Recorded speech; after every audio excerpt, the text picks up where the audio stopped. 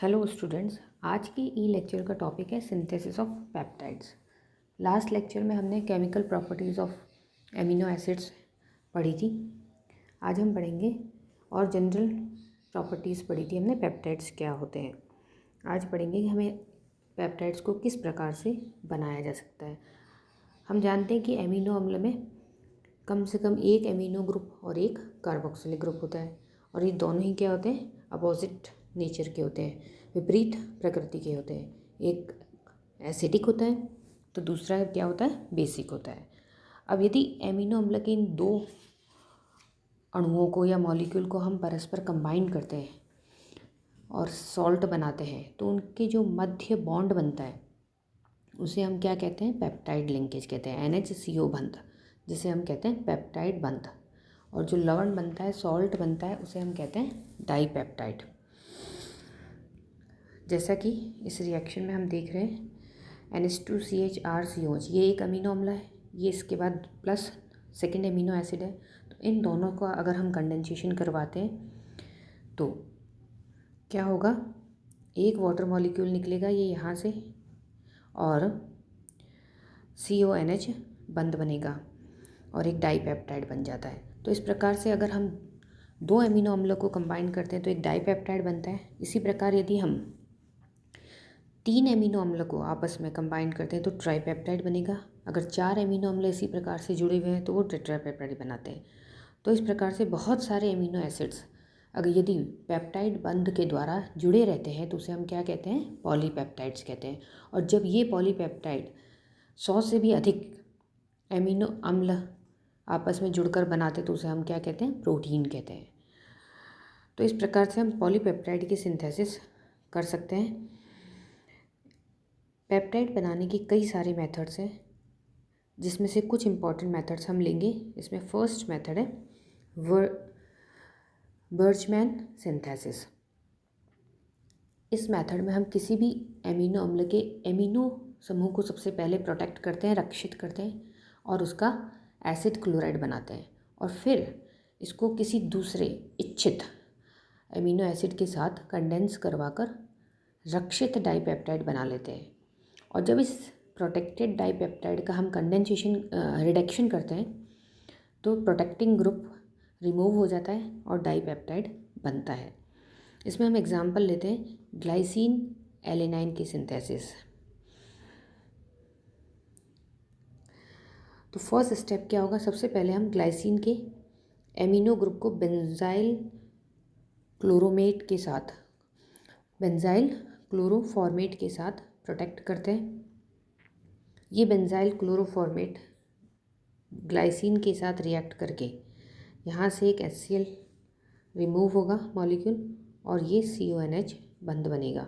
तो क्या बन जाता है, कार्बोबेंजॉक्सिलिन ग्लाइसिन। अब सेकेंड स्टेप में ये प्रोटेक्टेड ग्लाइसिन की अभिक्रिया हम थायोनिल क्लोराइड के साथ करवाते हैं और इसे एसिड क्लोराइड में कन्वर्ट कर देते हैं। तो ये हमारा प्रोटेक्टेड ग्लाइसिन है। इसकी रिएक्शन जब SOCl2 थायोनिल क्लोराइड से करवाते तो कार्बोबेंजॉक्सिल ग्लाइसिन क्लोराइड बनता है इस तरह से। तो ये जो COH ग्रुप है ये COCl ग्रुप में कन्वर्ट हो जाता है और ग्लाइसिन क्लोराइड बनता है।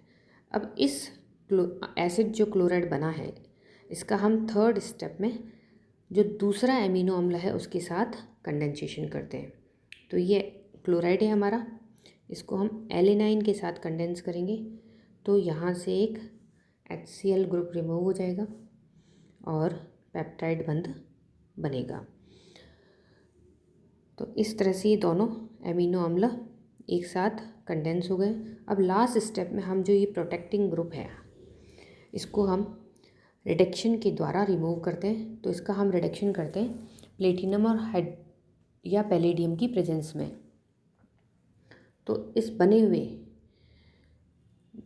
प्रोटेक्टेड ग्लाइसिन को हम का जब रिडक्शन करते हैं तो हमें ग्लाइसिन एलेनाइन प्राप्त होता है।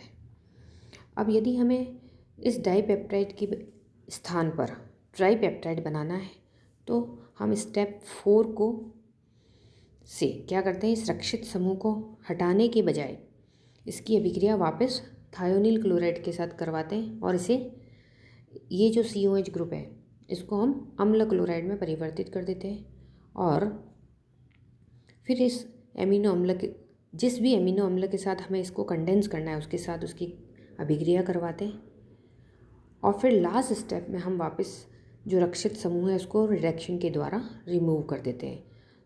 तो इस तरह से हम पेप्टाइड की सिंथेसिस कर सकते हैं और जितने मतलब जैसा भी हमें पेप्टाइड बनाना है, ट्राई पेप्टाइड, टेट्रा पेप्टाइड या पॉलीपेप्टाइड, वो इस तरह से हम बना सकते हैं। इसी तरह नेक्स्ट सिंथेसिस है ट्रिटिल मेथड। इस मेथड में हम जो एमिनो ग्रुप की प्रोटेक्शन के लिए कंपाउंड यूज़ करते हैं वो होता है ट्राईफिनाइल मिथाइल या क्लोराइड या ट्रिटिल क्लोराइड का यूज़ किया जाता है। इस विधि में हम सबसे पहले ट्रिटिल क्लोराइड ये है C6H5 होल थ्राइज CCl, इसकी अभिक्रिया एमिनो एस्टर के साथ करते हैं in presence of triphenyl salt. तो ये कंपाउंड बनेगा जिसकी हाइड्रोलिसिस सोडियम हाइड्रोक्साइड और एसिटिक एसिड के साथ करने पर प्रोटेक्टेड एमिनो एसिड प्राप्त होता है। तो ये हमारा प्रोटेक्टेड एमिनो एसिड है।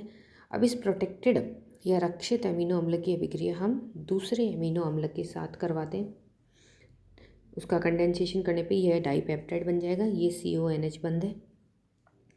और अगर हमें ट्राईपेप्टाइड चाहिए तो इसी की अभिक्रिया को हम क्या करेंगे, वापस प्रोटेक्टेड COOH ग्रुप को प्रोटेक्ट कर सकते हैं और क्लोराइड में एसिड क्लोराइड में कन्वर्ट करेंगे और उसके बाद फिर उसका रिडक्शन करवाते हैं हाइड्रोजन पैलेडियम के साथ। तो रिडक्शन के बाद हमें क्या मिल जाता है, एलेनाइन ग्लाइसिन यानी डाईपेप्टाइड प्राप्त होता है। तो ये एक सेकंड मेथड है जिससे हम पेप्टाइड सिंथेसिस कर सकते हैं। नेक्स्ट मेथड है फिशर सिंथेसिस। इस विधि में हम जो एमिनो अम्ल का प्रोटेक्शन करते हैं वो पैराटोलुइन सल्फोनिल से करते हैं, क्लोराइड से करते हैं, जिसे हम टॉसिल क्लोराइड भी कहते हैं। यानी पहले हमने किससे किया था, ट्रिटिल क्लोराइड से, अब हम कर रहे हैं टॉसिल क्लोराइड के साथ, पैराटोलुइन सल्फोनिल क्लोराइड के साथ इसका प्रोटेक्शन करते हैं। तो ये है टॉसिल क्लोराइड, इसकी रिएक्शन हम एलेनाइन के साथ करवाते हैं तो HCl रिमूव होगा यहाँ से और ये प्रोटेक्टेड हमें पेप्टाइड प्राप्त हो गया। अब इसकी अभिक्रिया फिर थायोनिल क्लोराइड के साथ करवाएंगे तो जो COH ग्रुप है उसका OH रिमूव होके अम्ल क्लोराइड बनेगा और इस एसिड क्लोराइड की अभिक्रिया फिर हम दूसरे एमिनो अम्ल के साथ करेंगे तो ये हमें पेप्टाइड बंद मिल गया और डाईपेप्टाइड बनता है, प्रोटेक्टेड डाईपेप्टाइड मिला है अभी हमें। फिर इसका रिडक्शन जब हम करवाएंगे सोडियम अमोनिया के साथ तो ये प्रोटेक्टिंग ग्रुप जो टॉसिल क्लोराइड था ये रिमूव हो जाएगा और ग्लाइसिन एलेनाइन हमें डाईपेप्टाइड के रूप में प्राप्त हो जाएगा। तो इस तरह से हम डाईपेप्टाइड, और अगर हमें ट्राईपेप्टाइड बनाना है तो हम सेकंड स्टेप पर ही इसको वापस क्लोराइड में कन्वर्ट करेंगे और फिर इसका रिडक्शन करेंगे। तो लास्ट स्टेप होता है प्रोटेक्टिंग ग्रुप को रिमूव करने के लिए हम इसका रिडक्शन करते हैं तो हमें मनचाहा पेप्टाइड प्राप्त हो जाता है। तो इस तरह से हम पेप्टाइड की सिंथेसिस कर सकते हैं। अब नेक्स्ट लेक्चर में हम और भी सिंथेसिस पढ़ेंगे इम्पॉर्टेंट। Thank you.